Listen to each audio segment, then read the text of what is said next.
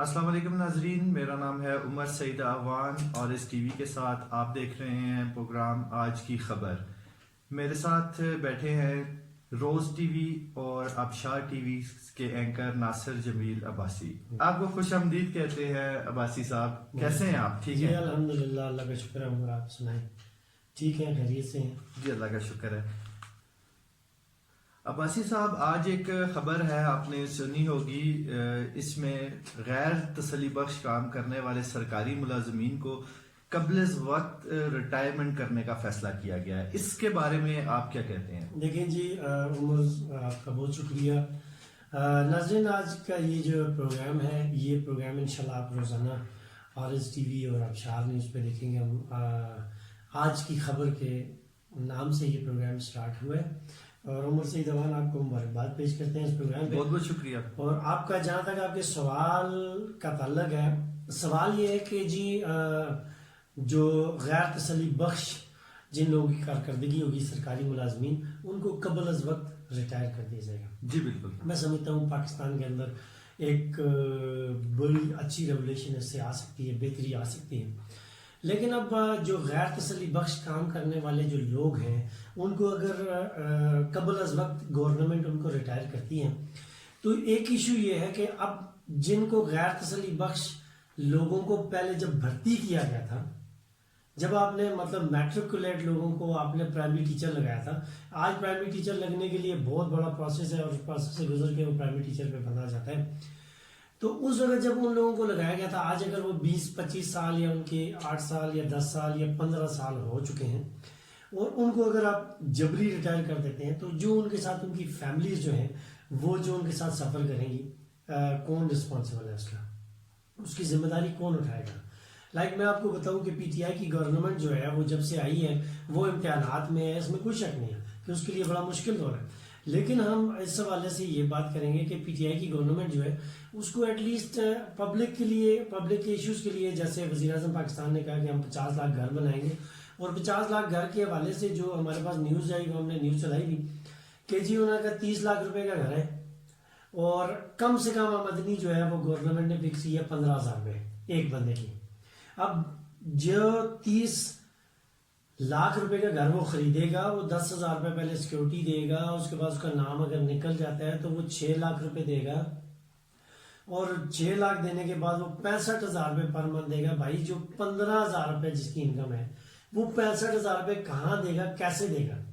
وزیر اعظم پاکستان جناب عمران خان صاحب سے میں اس پروگرام کے توسط سے یہ بات ضرور کہوں گا کہ گورنمنٹ کے جو بھی لوگ اس کو دیکھ رہے ہیں، جس طریقے سے بھی ان کے پاس پہنچ رہی ہے، کہ اس کو دیکھیں کہ 5-7 ہزار روپے اگر وہ 10,000 روپے کرائے کے مطابق اگر آپ ان کے لیے انسٹالمنٹ رکھیں گے تو ان لوگوں کے لیے آسان ہے، ورنہ 65,000 روپے دینا تو اس کا مطلب یہ ہے کہ پھر انویسٹرز آئیں گے، اور انویسٹرز ان کو لیں گے تو غریب کا بھلا تو نہیں ہے، انویسٹرز ان گھروں کو لے کے تو کرائے پہ۔ اچھا عباسی صاحب، کیا ان کو ریٹائر کرنے سے پہلے ایک وارننگ نہیں دینی چاہیے؟ کیونکہ وہ اب آلریڈی اس میں آ چکے ہیں، محکمے میں ہیں، کام کر رہے ہیں، تو بجائے ان کو ایک دم سے ہٹایا جائے، کیا انہیں کوئی وارننگ، کوئی ٹائم، کوئی لمٹ نہیں دینی چاہیے؟ کوئی ٹارگٹ ان کے لیے نہیں رکھنا چاہیے، تاکہ اگر وہ اس کو اچیو کر لیتے ہیں تو انہیں وہاں پہ رکھا جائے دوبارہ سے کچھ ٹائم کے لیے؟ اچھی بات ہے عمر، آپ نے بڑی زبردست بات کی ہے، ہونا چاہیے، یہ ڈیفینیٹلی ہونا چاہیے، گورنمنٹ کو اس حوالے سے غور کرنا چاہیے،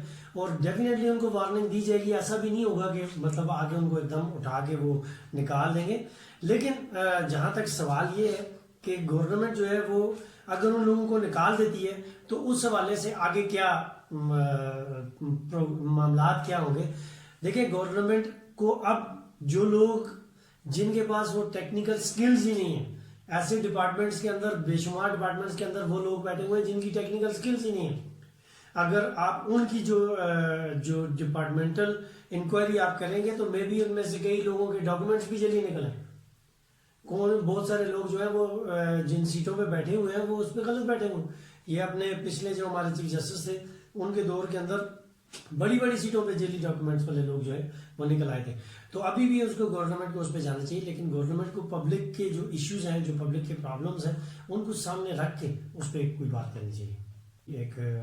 کسی نے ایک پوسٹ لگائی ہوئی تھی، اس نے کہا کہ چیف سلیکٹر کہتے ہیں کہ مجھے سیٹ سے چمٹ کے رہنے کا کوئی شوق نہیں ہے، مطلب سیٹ سے چمٹ کے رہنے کا کوئی شوق نہیں ہے، بلکہ میں آپ کو ابھی بتاتا ہوں کہ قومی ٹیم کے چیف سلیکٹر مصباح الحق کا کہنا ہے کہ مجھے کوئی شوق نہیں ہے کہ عہدے سے چمٹا رہوں اور پاکستان کی کرکٹ کا ستیہ ناش ہو جائے. بات یہ ہے کہ پاکستان کی کرکٹ کا جو ستیہ ناش ہو رہا ہے وہ مصباح الحق کی وجہ سے ہو رہا ہے، یا وہ کھلاڑیوں کی وجہ سے ہو رہا ہے، یا وہ سلیکٹرز کی وجہ سے ہو رہا ہے. میں تو ابھی حیران ہوں. میرے ایبٹ آباد کا ایک نوجوان ہے، وہ احمد جمال. وسیم اکرم نے جناب اس کو کھوجا، وسیم اکرم صاحب نے اس کو کھوجا اور کھوجا یو فون کے ساتھ مل گیا اور 10 لاکھ روپے اس کو انعام بھی دیا گیا. اب وہ بچہ اچھی اسکرین پہ آ گیا، اللہ تعالیٰ نے اس کو لکی چانس دیا، وہ لڑکا آگے چلا گیا. ورنہ تو ہمارے ایبٹ آباد کا جو ریکارڈ ہے وہ آپ کو پتہ ہے، بہت اچھے کھلاڑی یہاں پہ موجود ہیں لیکن ایبٹ آباد سے نہیں جا سکے. تو اس طرح پورے پاکستان سے جب آپ دیکھیں گے تو کیا اب احمد جمال جو ہے وہ کاؤنٹی میں اچھی پرفارمنس ہے اس کی، باقی ڈومیسٹک کرکٹ میں بڑی اچھی پرفارمنس ہے، لیکن جو آپ کا پی ایس ایل ہے اس کے اندر احمد جمال کی سلیکشن نہیں ہوئی. ایبٹ آباد کو بھی نمائندگی دینی تھی نا، آپ نے صرف احمد جمال کو نہیں دیکھنا تھا.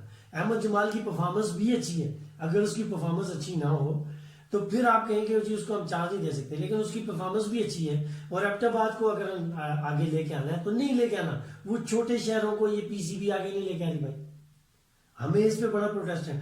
جب آپ یہاں سے گراؤنڈ سے عمر، بات یہ ہے کہ جب آپ کی جو زیادتی شروع ہوتی ہے نا وہ ایبٹ آباد کے پی سی بی سے شروع ہوگی.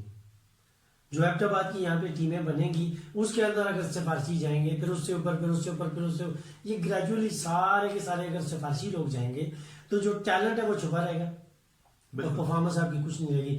کروڑوں اربوں روپے جو ہیں وہ ان کے اوپر لگ رہے ہیں، کروڑوں روپے کا لاس ہو رہا ہے، پاکستان کی جگہ جگہ بدنامی ہو رہی ہے. اور اس کرکٹ کی وجہ سے ہماری پوری قوم ایک گیند کے پیچھے لگی ہوئی ہے بھائی. تو اس قوم کو جو گیند کے پیچھے لگ گئی ہے، میں اپنی ان پی سی بی والوں کو اللہ کا واسطہ دیتا ہوں کہ جو گیند کے پیچھے لگ گئی ہے اس قوم کو ہر دفعہ رسوا مت کیا کریں. ٹیلنٹ کے اوپر لوگوں کو آگے لے کے آئیں، جن کی پرفارمنس اچھی ہے ان کو آگے لے کے آئیں، اور جس کی ایک سیریز میں پرفارمنس اچھی نہ ہو آپ اس کو چینج کر دیں.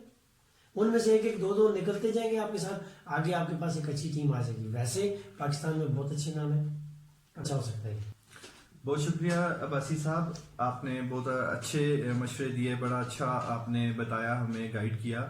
تو ناظرین اسی کے ساتھ آج کا پروگرام ختم ہوتا ہے. کل انشاءاللہ پھر آج کی خبر میں عمر سعید اوان اور ناصر جمیل عباسی آپ کے ساتھ حاضر ہوں گے. دیکھتے رہیے. اللہ حافظ.